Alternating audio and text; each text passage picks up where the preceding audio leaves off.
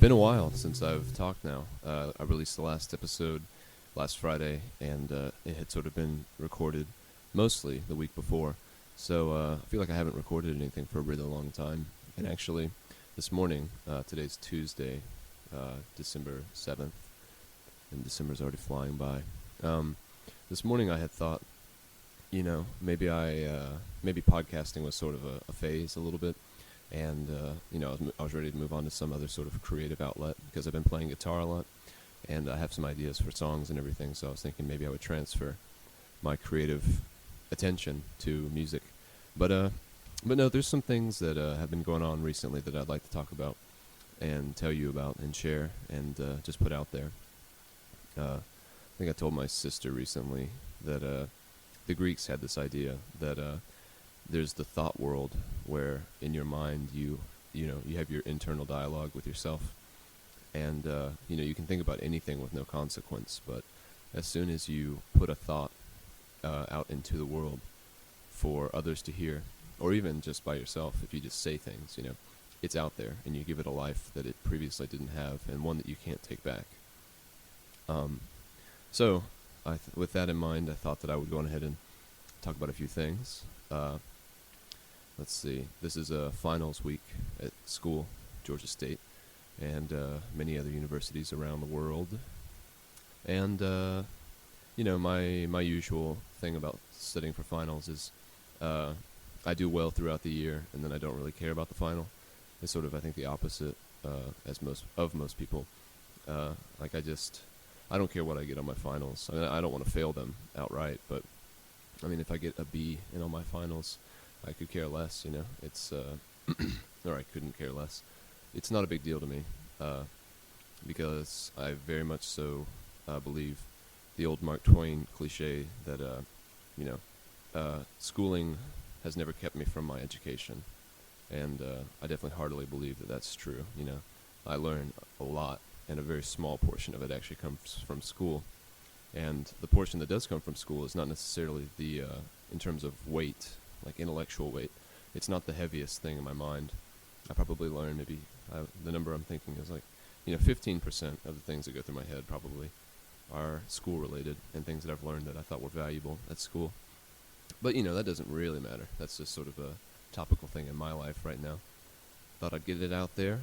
It's sort of predicated what I've been doing this past week. I've been busy making appointments with advisors to make sure I'm on track for graduation. I'm trying to go to Tokyo this summer, and I've been doing all the things for the application, like letters of recommendation, having a meeting with the teacher who's hosting the program. I can see on my calendar all the things that I have had this past week and the things that are coming up. I'm meeting with a neuropsychologist who teaches at Morehouse, historically black school in Atlanta. I'm doing that on Friday. And, I felt very busy, very productive this past week and then bleeding into this week as well. And so that's more or less sort of a catch-up that fills in the time between the last show and then this show. Chapter 2, a couple of thoughts. I've been drinking water, like hot water, recently. We got heat in our apartment yesterday, which was definitely right on time because yesterday was also coincidentally the coldest day of the year thus far. I think it got down to 28 which it's amazing how cold 28 is, and then to realize that places such as Canada, Scarborough, dude, 28 might be a warm winter day, and here it's bone-chilling and miserable, and makes me contemplate the idea of a personal God, because coldness that severe, and then knowing that severity here is mild in comparison to somewhere like Antarctica, there's no utility in that. There's no point. You would die of exposure as a human being, and I just can't believe that a personal God would create those kind of conditions. But all that to say, I'm not an atheist. Moving on. So I had this thought today while I was going up the stairs to do something. Kind of came as a flash, and I realized that the book as a medium of information transfer is dead, and I think I can say that pretty assuredly. I was thinking, the book industry, newspapers, magazines, the printed word, and everything that is encompassed within that genre. It's outdated. I was thinking, I learned the other day watching things on YouTube. I learned about like the Philadelphia Project, which was this government conspiracy wherein they tried to make a huge battleship invisible. Watched a whole documentary on that. Learned about this thing called the Hutchison effect, which is this weird like phenomena wherein metal, if it's introduced to electromagnetic current, has properties that are definitely not that of metal. Kind of turns it into jelly. Very strange. Learned about the Edo period in Japan and up through the Meiji Restoration period. And I learned about all these things. And so today I was thinking, if I had wanted to learn about any one of those things, and it was maybe 100 years ago, I would have had to read a very dense book. And that's because, the books that were published and printed, they had to be substantial, and they had to be worth publication. It had to be very, long, and it had to be very dense in terms of material to show that, to really give you a complete picture, because it's reading is very linear, and David Foster Wallace made that point in some of the interviews that I posted in the last show. And so when you take something like having 100 years ago, having to read a book to learn about the Meiji Restoration or the Edo period in Japan, in order to make the main points congeal and flow seamlessly from one to another, you would have to, have a lot of minutia within the book. You would have to have a lot of details that aren't necessarily important, but that are necessary in order to create a complete picture. But when you have something like video and a documentary of that sort, it's like you can convey much more quickly. And so, you have the visual aspect, so you can see pictures rather than having to depend on your mind's eye to interpret texts and someone's description of an image. And then you also have someone reading you the highlights. And like the transfer of information, I mean, it's got to be, you can transfer probably 1,000 times more per, I don't know. I'm sure you could make an abstract mathematical representation, but I mean, you can convey so much more quickly through video and audio. I mean, some of the best books that I've read within the past 4 years, some of the most important books in my life, back when I was more of an atheist, which I'm definitely not again. I didn't actually read the books. Like I listened to God Is Not Great, Christopher Hitchens. I listened to The God Delusion by Richard Dawkins, and I listened to Letter to a Christian Nation by Sam Harris. All very, very important books in my life, and things that made a big part of who I was then, and to a degree now. And it's just it's telling to me that in this day and age, we can convey so much more quickly. And I was thinking, I went and I was reading in the bathroom, and I was thinking, this is so slow. I'm still reading a heartbreaking work, and perhaps that the fact that I am still reading it is one of the reasons I had this thought. But I was just reading it, and I was thinking, it's not even a fact that, like, if you can listen to something, it's completely mobile. Like, I was thinking, the limits of the new type of information transfer systems, like internet and video and everything. They're not so mobile. But then I thought, yes, they are. You got the iPhone, you have Blackberries, you have all these all these phones that can connect to the internet, and so you have like a continuous network all the time. I mean, you have access to every single bit of information that you could ever want to get your hands on, and so I mean, even in the aspect of mobility, books completely fail and pale in comparison to technology.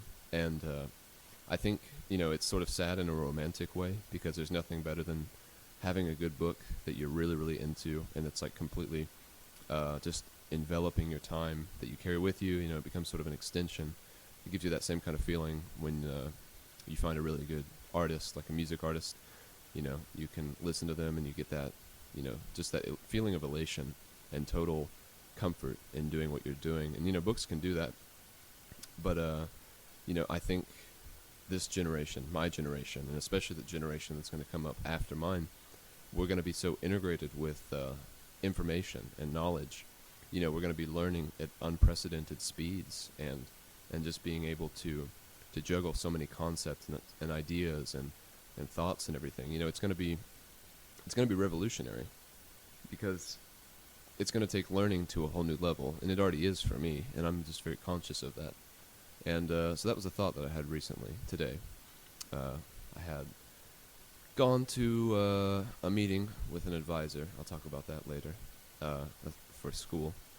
She's an advisor for the psychology department. But I just thought that was a very substantial thought, and I wanted to convey it because it's something I have felt for a long time now, but I wanted to take the time to sit down and really try to put it into words, which I believe I have done.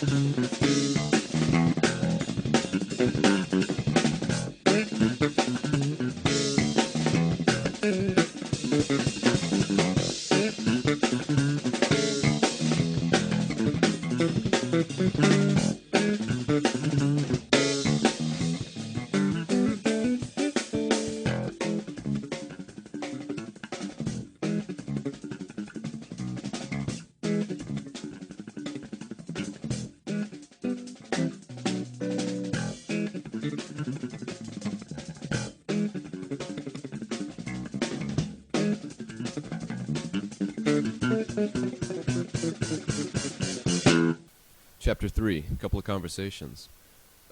Yesterday when we got our heat turned on and everything, the man who came to do it was an African-American man, and I was in my room. I was actually the only one home, and, he came in. He was a nice man. I could tell by his demeanor and everything that he was a good guy. And so when he came inside, he was over by the thermostat trying to get the gas to work, and I was just not really doing anything. So I walked over and started talking to him, and he's a really cool guy, very relaxed, very laid back. He started talking about working for the gas company and everything. And he's probably in his early 40s, with a family out in Stone Mountain, which is a really close suburb of Atlanta. It's kind of the area that I come from. And he was just telling me that he gets worked really, really hard, and he wasn't complaining in a way that made him sound lazy. He was complaining in a way that made him sound like mercilessly overworked. And I had like a lot of sympathy for him. I felt really bad, especially with the comparison. I was just in between classes yesterday and not doing anything, and had no responsibilities, no dependencies. Like I can just sort of float through life right now. And he's having to work 10, 12-hour days every day, and work 6 days a week and stuff. And he was just telling me all these things about like how he gets scheduled, and his dispatcher is like unrealistic with the amount of things that he has to do, and they don't really take into account travel time. So he ends up going in at 7 and getting home at 8. It's crazy. And I felt really bad. I offered him a drink. I thought it was the least I could do. But he didn't want anything, and I didn't want to push the issue or anything. But we had a really like a good sort of connection. I could feel like I was totally receptive to what he was saying, and sympathetic, and hopeful that something would change. And I told him about Japan and how he should move there, jokingly. But I know that Japan, like the Japanese, they are very aware of like the needs of a worker, and like they have sort of like they intersperse their day with time that is spent kind of like not working, because you can't work for 12 hours a day and can like expect to be 100% productive. You need like little breaks, because it's the same with everything, creative process, any sort of work that you're doing. You need to intersperse it with times when you're not focused on that work. Otherwise, you'll just become jaded. It's like a knife. You sharpen a knife, and if you keep sharpening it, you'll destroy the blade. You have to sharpen it to a point and stop, and then use it, and then sharpen it again later. That's not the best metaphor, but you need time in which to devote to other things. Otherwise, you just won't be as effective. And we kind of talked about how that's a distinctly American quality. Just like burning the candle at both ends. For what reason? Don't know. It's just sort of a given. It's like you come here, you work your head off, and you get very little, I guess, recognition. If you're coming as an immigrant, I assume that the money you get paid for the menial tasks you do might be worth it. But speaking as someone who is like a third or fourth generation American, I think it's definitely very hardwired and ingrained in my brain that I need to work really, really hard throughout my life and make a very healthy salary, and that's just an American thing. And that's a good segue into what I did today, which was I went to speak to an Ethiopian woman. She's an advisor at Georgia State for the psychology department, and her name is, let's see, Tenagne. So Tanagne? No, it's like Tanaj, or it's a really pretty name, and it's got a nice pronunciation, but I can't remember what it is.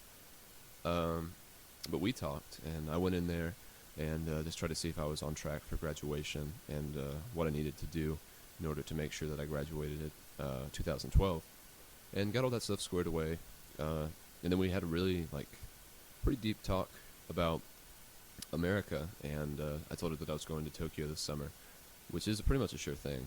It's a very likely thing that will happen. I told her about that, and she told me that she had gone back in 1988, and so we talked about how that was right when the Japanese economy was at its height and just before it crashed, Pretty interesting little history there. The Scarborough dude has hit on that before, but pretty interesting phenomena. Sort of actually mirrors the economic downturn that America has going on right now. But anyway, we talked for quite some time, definitely equal to the amount of time that I had gotten actual advisement for my classes. Uh, and she's a very intelligent woman. She was born in Ethiopia, moved to Russia, and then now is in the United States. And just that's a lot of distance for one person to travel. And she's like completely fluent in English and probably a multitude of other languages.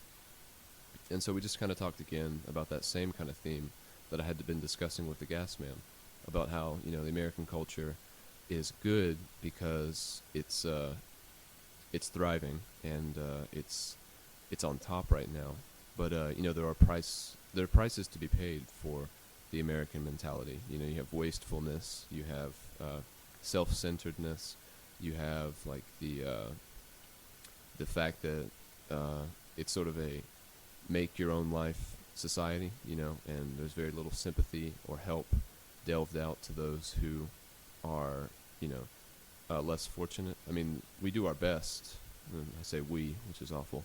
The United States does its best within its own means, I suppose, to address social issues. But I mean, this is a very me society, centered around me, the individual, which it has extreme pluses and it has extreme negatives. But in terms of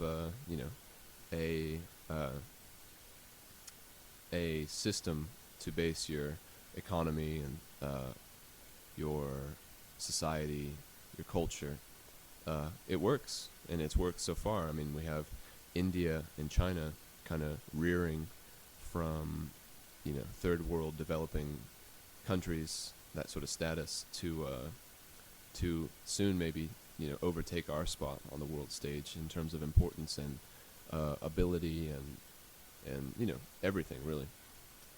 And so I've had two good conversations now over the past 2 days with two very different people about similar kind of things, and that's what I live for. If I didn't have that, I don't think I would see the point of living, because sharing deep things, the things that you might have constantly in your head but don't really find an outlet through talking to other people often, those are the things that I absolutely thrive on and I value the most, which is definitely a huge reason I'm the kind of person I am. I value so highly such an intangible thing, so it's good. I'm not easily corrupted by things that are not what I value and love and hold so high. So, Yelp. Chapter 4, SquarePusher. SquarePusher is my favorite band right now. I can't believe how good this guy is. This guy, I'm going to feature nothing but SquarePusher songs this entire podcast. But I've been watching interviews, I've been listening to music that he's made. He's amazing. He's like a very, very much so classically trained in like jazz and stuff like that bassist who started making electronic music back in the early 90s. And he's just like incredible. All the songs that he has on all his albums have like very much so electronic components to them, but like drums and keys and everything. But he plays all the bass lines like with acoustic bass, which is just like, I mean, it's electric, but it's acoustic in the sense that it's not like a line-in, plug-in straight to a MIDI processor that goes to his computer, But this music is incredible, and I highly recommend anyone and everyone to listen to him. His first album, Feed Me Weird Things, which came out in 1996, parentheses, I'm starting to realize that the 90s had a lot of good music, close parentheses. It's a great album, and that's what I'm going to feature. All the songs that I do on this episode will be from that album. Highly encourage anyone who enjoys any of these songs to look him up, check him out, get some of his stuff. He's great, and just wanted to give a little shout out to him real quick because he is definitely rocking my world in a very serious way right now. and that will definitely be reflected on this podcast, to say the least. Don't know how long this love affair will last, but seeing as his CDs span from 1996 to 2010, the discography being probably 10 or 12 CDs, I think this love affair might be quite long-lasting. So just wanted to put that little nugget into your ear. Go for it.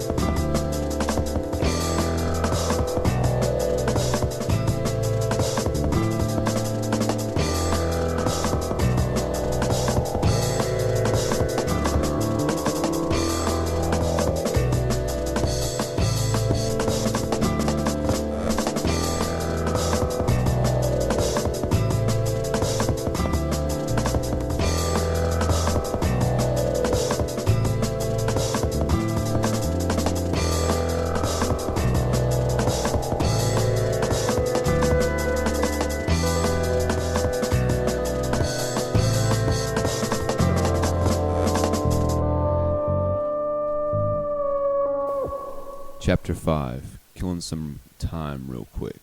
Killing some real quick time.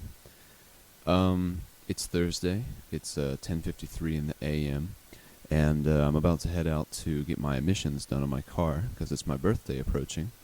And My cell phone is charging, and I didn't want to leave before the charge was complete because I wanted to feel good. I want to feel like, yeah, my phone is charged, and have the confidence to move throughout the couple days that it will remain alive and well. So anyway, the finals. I take my first finals today. I had an oral exam in Japanese yesterday. That it was all right. Always could do better. I think that's a good mantra for college is always could be better. And so today will be the first day that I actually participate in finals and everything. And a lot of people have been studying and stressing and everything during this time. But I've been pretty cool about it. I have just been kind of enjoying my days, not having to go to school. I've actually been playing a lot of music, a lot of guitar. And SquarePusher is extremely inspirational for the things I've been playing recently. And I'd like to actually talk real quick about the first song that was played in this podcast. It was actually not from SquarePusher's 1996 album, Feed Me Weird Things. The first song is actually like a little bonus kind of clip that was released on the UK Guardian magazine newspaper's website. And it was like just a little thing that Tom Jenkinson of SquarePusher himself, they kind of just jammed out on that, and it was like a promo. And so that's not part of Feed Me Weird Things, which I said I was going to play nothing but Feed Me Weird Things, which the rest of the songs will be from that album. But I just wanted to make sure that, or I wanted to clear up that song was not from that album.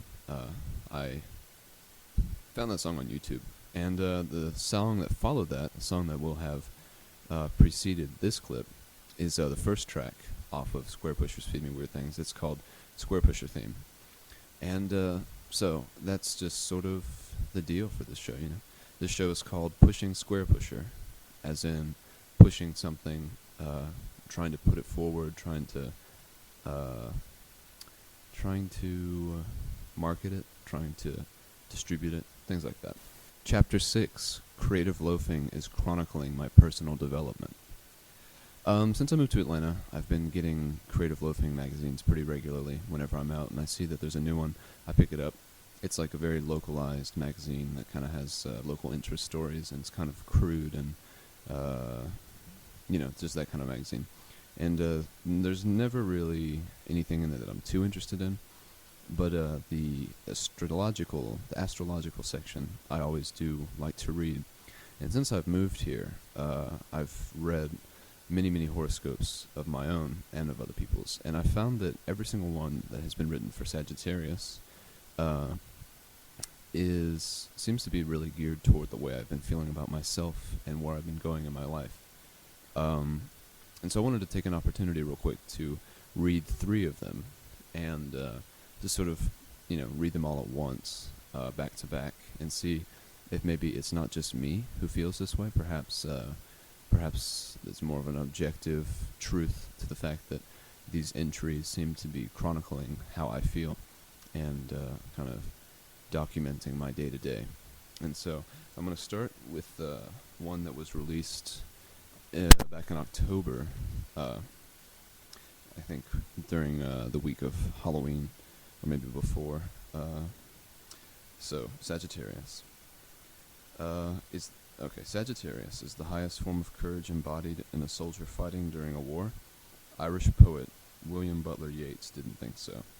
He said that entering into the abyss of one's deep self is equally daring. That will be the location of your greatest heroism in the days ahead.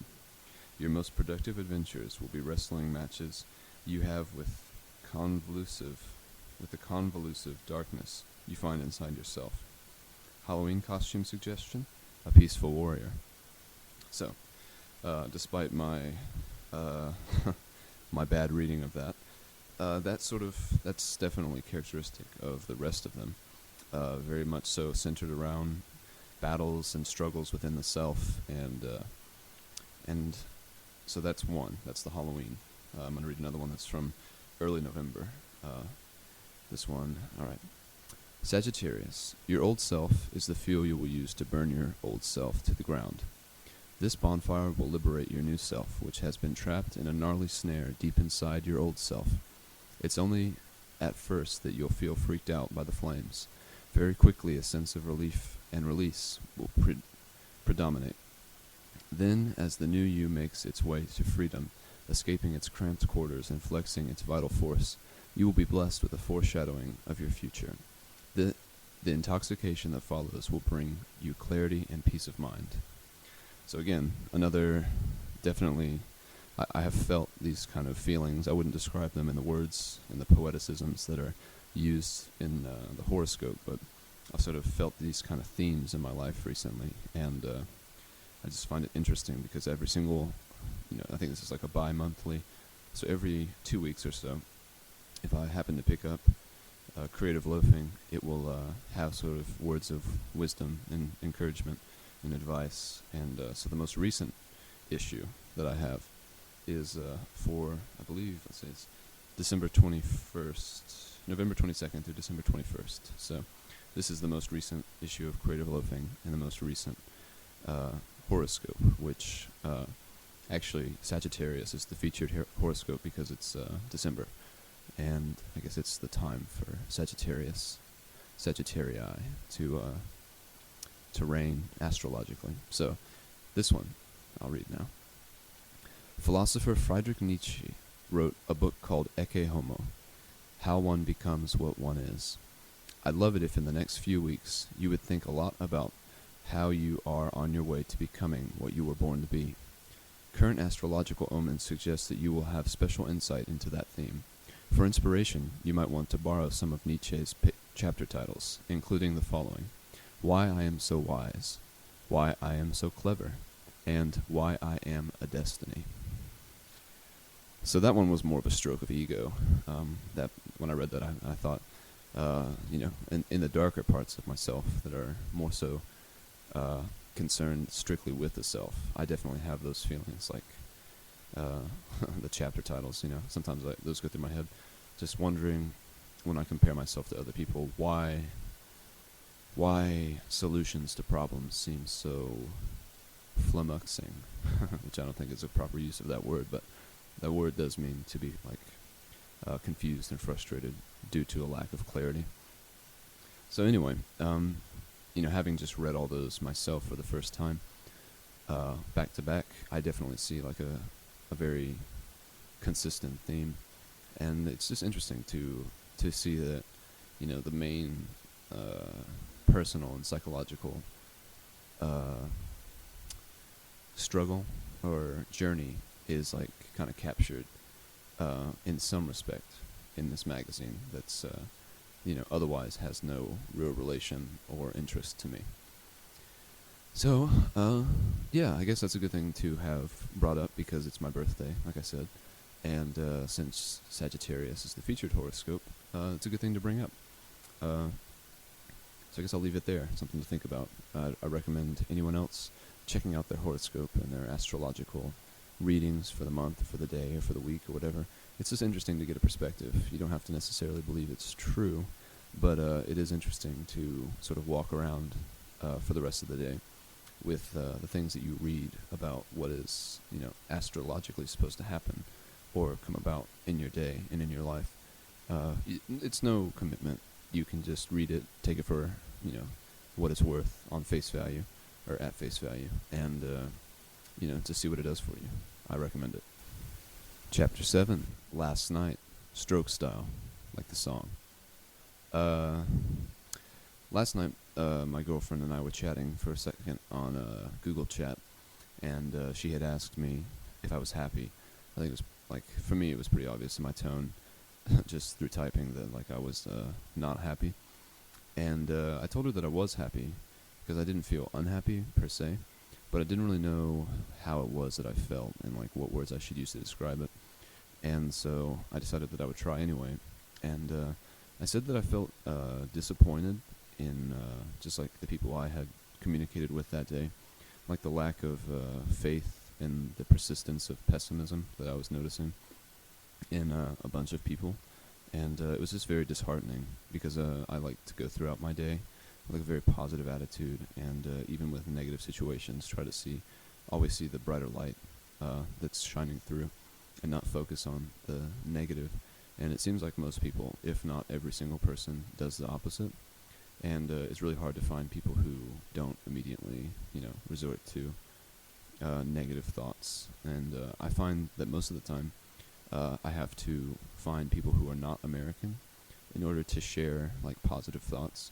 And perhaps that's one reason why I have such an affinity for foreigners and people who have a different, background and history and story and religion. All these things kind of invigorate me because it's a different perspective, and the American perspective can so oftentimes be so, so dull and so uninspiring and so lacking. And perhaps that's because as Americans we're jaded to the fact that we have so much and we just don't appreciate it anymore. And so when I find people who are, from other countries, first generation, they have a lot of appreciation for where they're at, and usually have some sort of comparison in the recent past with the country that they're, escaping from, wherein they experienced, struggles in life and difficulties and hard times, and so that when they come to America and they experience the relative ease in which they're now allowed to live, they really, they can appreciate every day. Whereas if you're born here, you just take it as a standard, and so the only thing you can do if you're born in the middle class, which is like the majority, is aspire to become rich. And there's obvious, that does something to your heart and to your mind. If your only aspiration in life is the accumulation of wealth and fame, it's a shallow ambition. But it's like, if you're already so high in terms of socioeconomic status, and you don't go to bed hungry, you don't even know what that feels like to go to bed, being uncomfortable in any respect, with sickness, with temperature, with any sort of turmoil in your life. If you don't have those kind of experiences, then you take everything for granted. And as someone who is probably a fourth or fifth generation American, I know what that's like, but I think I've woken up to it. I know what it's like, the American mentality. I was raised in it, but I've transcended it, and it's been a process, and it will be a process for the rest of my life to move past it. But in communicating with new people, with people who have something to say of value, which most people do, especially foreigners and immigrants, things like that, you can really gain a perspective that would take a lifetime to cultivate, but you can gain it just, in a conversation.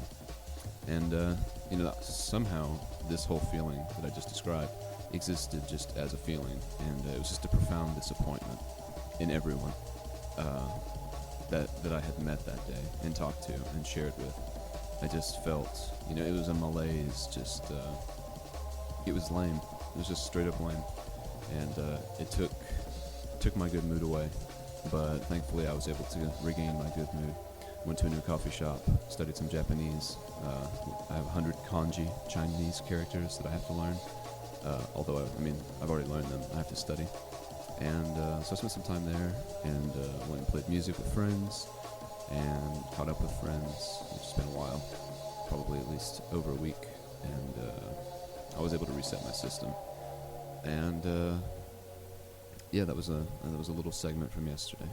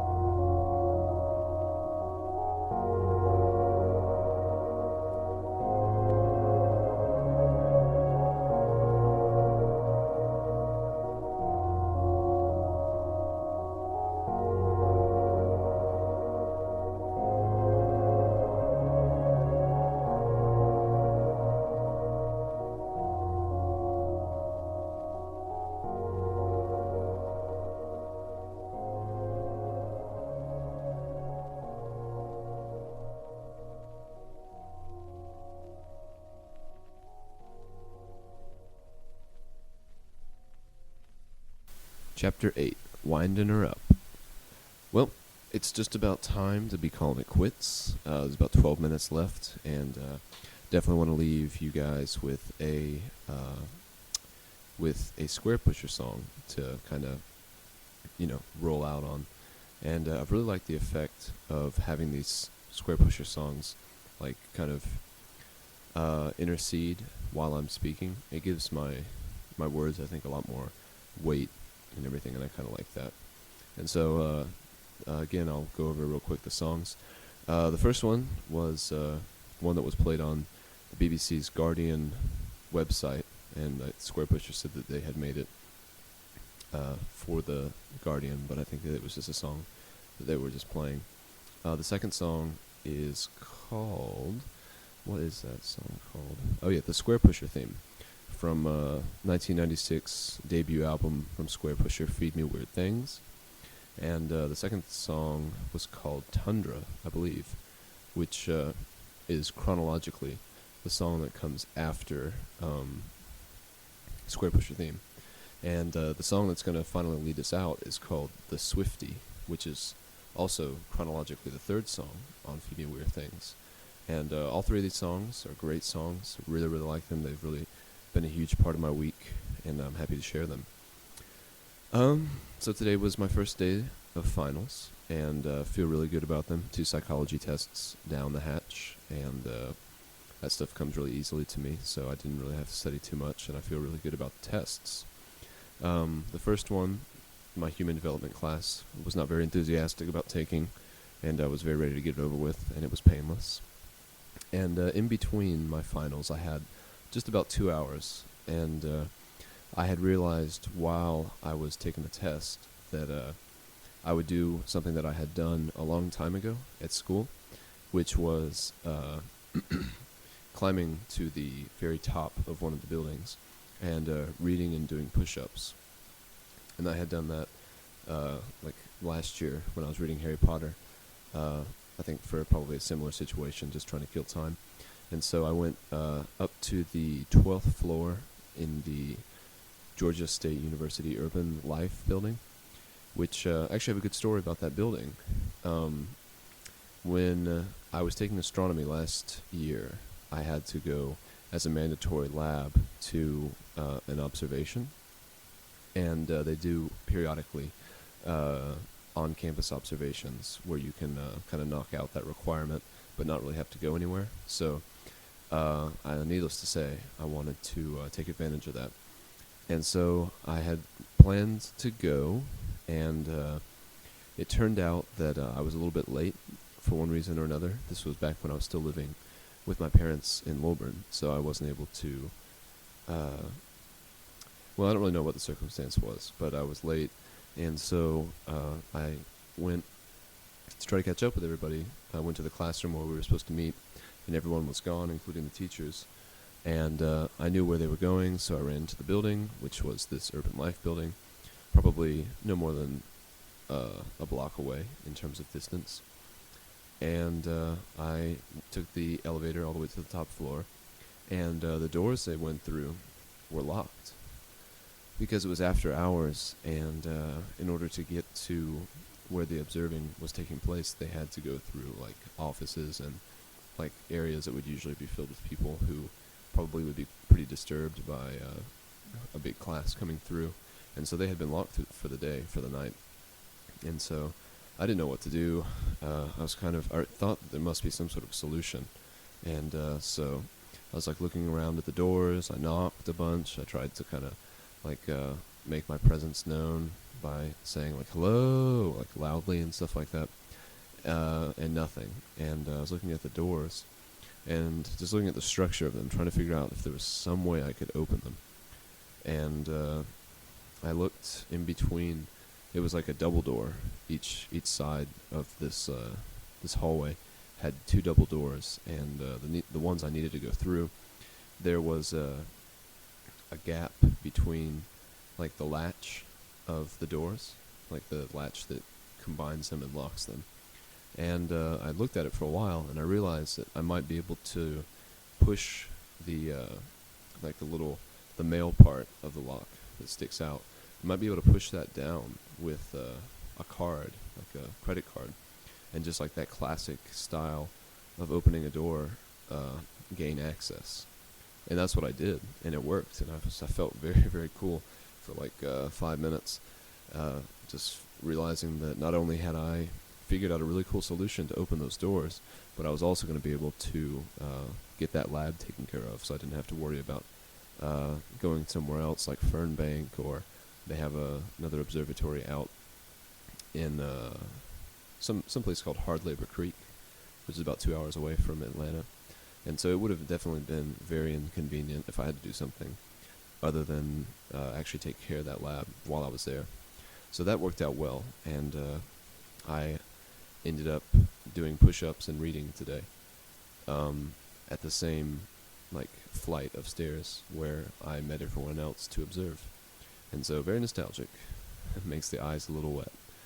And so that was fun. I enjoyed that. It seems like there was something else I wanted to say. Something a little bit more pressing. Something a little bit more important. What was it? Man, this thought had a little bit more weight. It was definitely more substantial.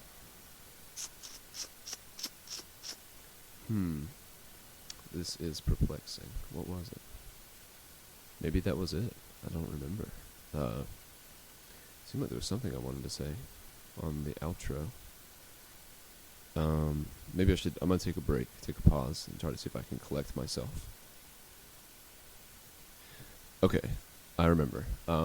When I was doing my two tests today, I had this this thought that was also going on at the same time while I was trying to process all the stuff I was reading, like all the material for the tests.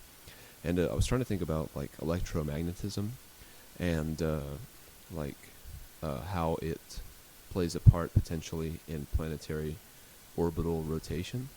And I have a feeling, for some reason, a very deep feeling, that there's this thing that scientists are looking for called the unifying theory, which basically will unite things on an atomic level with things on like a level of a planet or a sun or a star, like a celestial body, because there is a conflict between Newtonian physics and quantum physics, wherein the equations used to describe each, which both work, do not describe each other, which is to say, you have a star and you have a planet, and they're both made up of atoms, so theoretically you would think if you can describe the motion of atoms, you can describe the motion of planets. And so far, this unifying theory hasn't been found or established or even really, it's just very controversial. And I wrote a couple things down on my test papers about like my own ideas about the unifying theory, and just this feeling that I have that everything is essentially a microcosm of something else. And so you have planets that are, in terms of size, they're just astronomical, literally. They're just huge, and stars are the same. But essentially these things are made up of atoms. And so you would think that perhaps they would share some sort of attribute and some sort of characteristics, some sort of trait. And so I wrote a few things down, like I said, and I wrote one of them down in a notebook that I keep with me for show ideas for Molt and just thoughts in general. And it's very, very complicated. Like this is, like I was just imagining what I would call my paper if I published something, if I was the one who discovered the unifying theory. And so I'm going to read that real quick, and I think that will do it for this episode of Molt. Like I said, I want to have a music outro, and it's going to be another Square Pusher song. So I'll read this real quick, and then that will be the end of the show on my part, and I hope you enjoy. Please tune in next week, next Friday morning.